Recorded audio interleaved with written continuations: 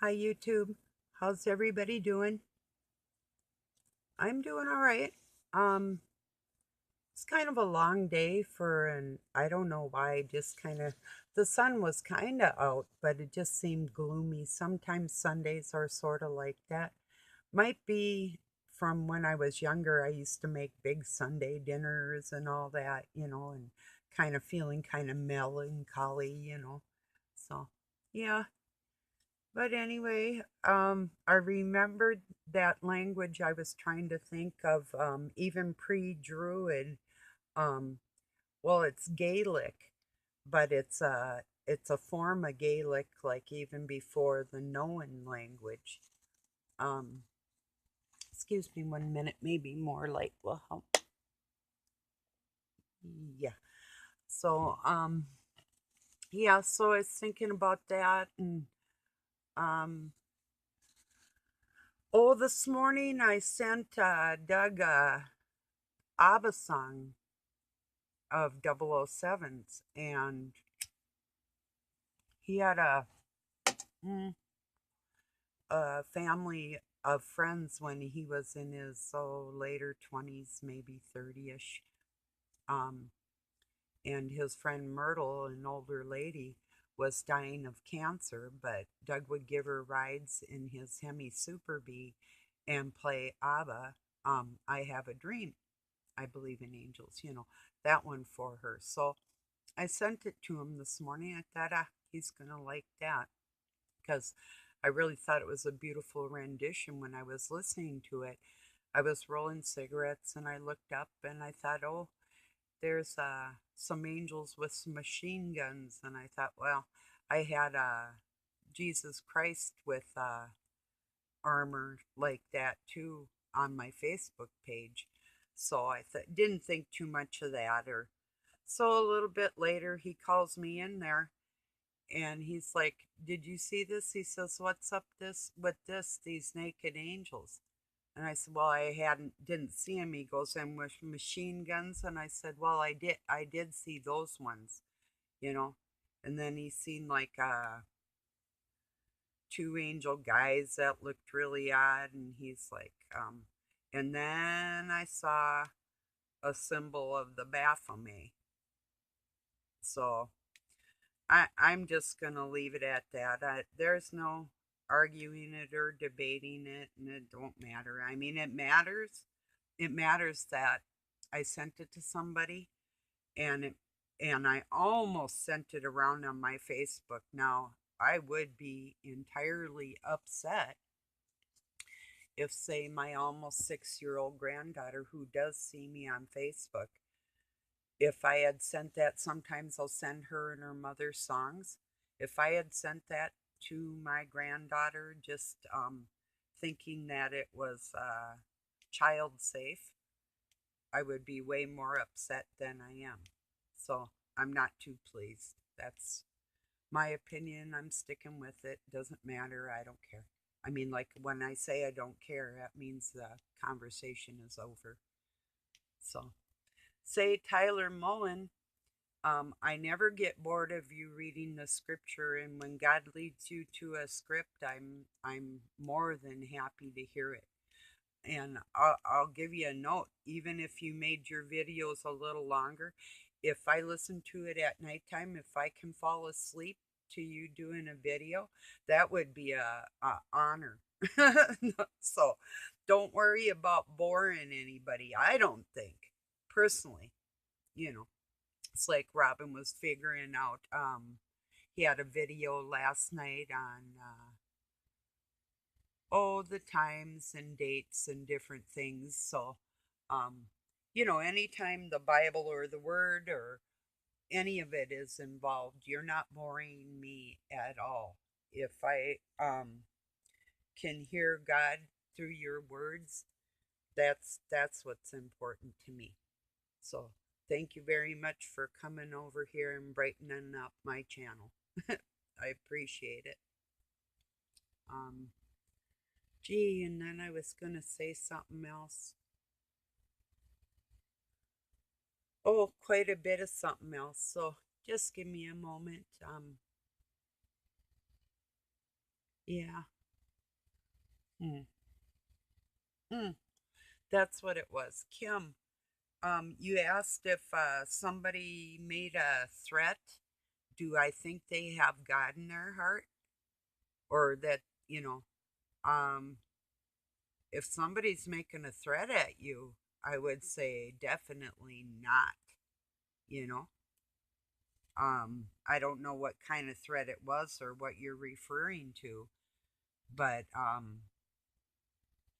I would take it seriously because when people said they were going to hurt me or wanted to kill me or something and actually tried to like run me over with vehicles and different things, I would take a threat serious at any time. So yeah, I would take that serious, you know. So if that's what you meant, because yeah, if I had taken the violence in my life more serious, I wouldn't have got hurt as much as I got hurt because I trusted people. And I always looked for the best in people. And I always uh,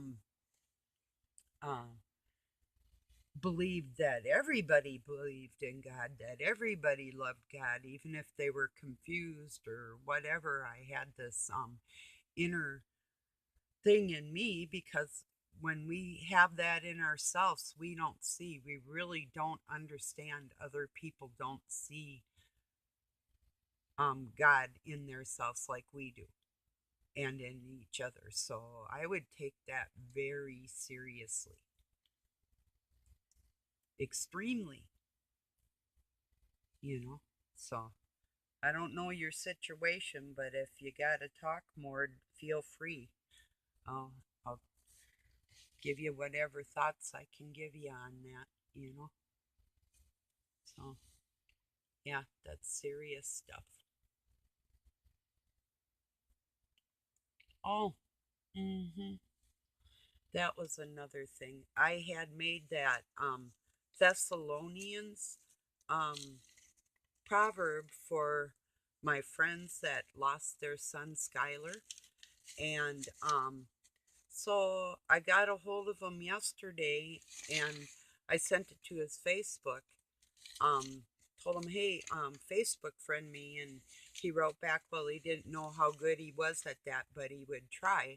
That he had enjoyed seeing us right before or right after Christmas. He popped in, and they had spent their actual very first date here, and then after their son died, they got a divorce, and I kind of saw that coming too. So, um, but okay, I know there really isn't any coincidences. I really don't believe in that because okay, here's something. I don't know. Well, yeah, I mean, chances are. So anyway, here's the story. So, um, I did that video. I sent it to him, and he looked at it, and he wrote me back. His ex's name is D for short. He said after the service of their son Skylar, the pastor had come up and given them a Bible with the page folded over on that Thessalonian parable that I had picked out for them. And that just kind of set me aback. It was like, whoa. So that was the same scripture that I picked out for them for their son, the same another minister picked out for their son. And that kind of touched my heart. I know it freaked him out.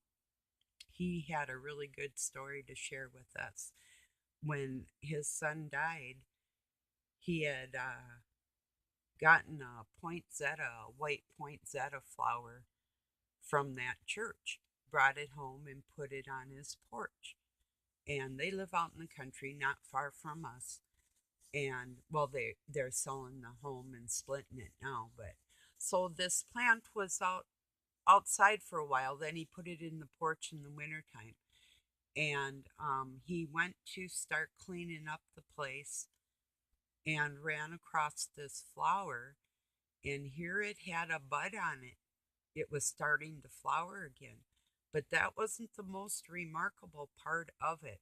Was down in the bottom of it was a tiny little baby oak tree that was starting to grow in that flower that had been at their son's funeral. So that's a heck of a story, isn't it? Yeah. So yeah, that's very sad but very touching at the same time. So yeah, it was good seeing him too. Good seeing that he hasn't been drinking and he looked good. He's kind of a taller, leaner guy. On the tendency to get way too skinny if he's drinking, and so it was really good to see him looking healthy, because back in when I was a young woman, he had a dairy farm. He's a dairy farmer, hard working, you know. So to see somebody get all crumbled like their family did, the whole family was, it's always sad to see something like that. So yeah.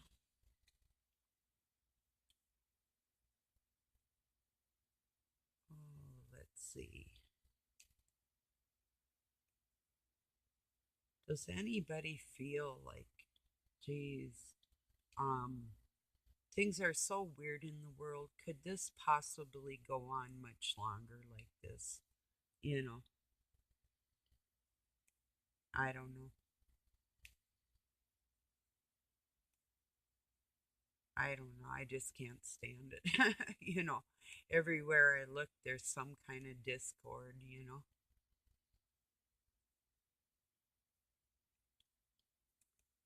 I don't know. Even in the most,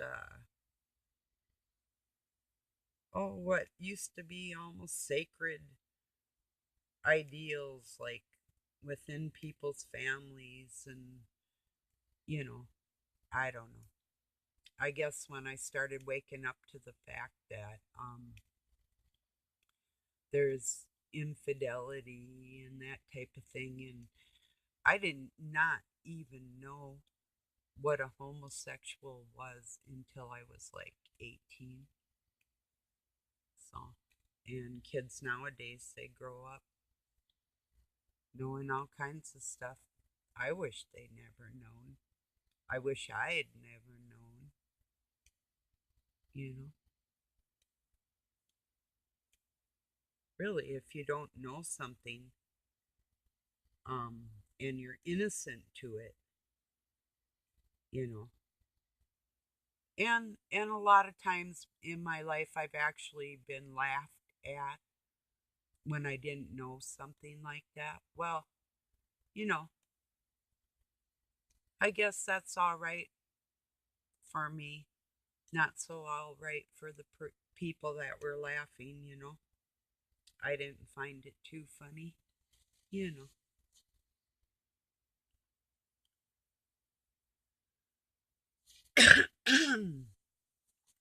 So,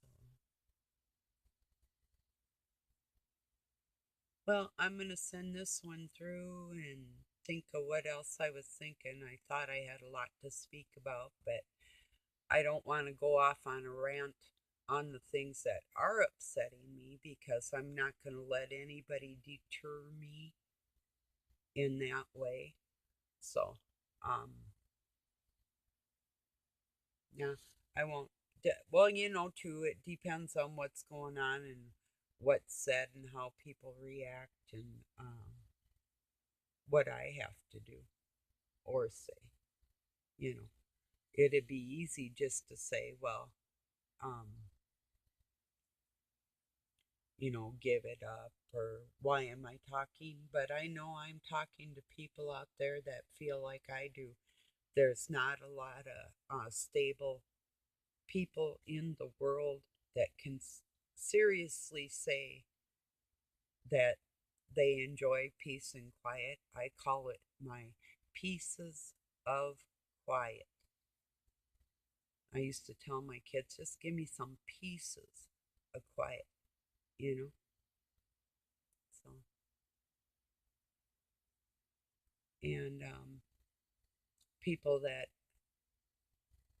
need that in their lives. I mean, it's not like I don't like rock and roll or I got a big subwoof, and I got big stereo speakers out in the living room and, a system out there. It's not that I don't like sound or music or, you know, people around or anything. It's just that all the mess that I've been around, when I do have quiet, it's like it's pretty nice.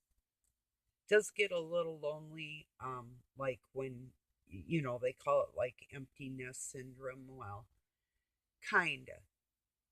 It's kind of like when my kids left to go to Wisconsin to live with their dad. I'd hear the school bus go by and my heart would just sink. I think through the day, parents just kind of go through things like that sometimes, or you know, I heard a woman talking about she was putting her last child on the school bus to go to kindergarten and she was crying about it, and I thought, oh, you're corny, you know, until I put my youngest one on the school bus. Then it was like, okay, now I get you, So, well, I'll send this through. I'm going to go grab my coffee and I might be back. Peace and love from Pine City, Minnesota, USA.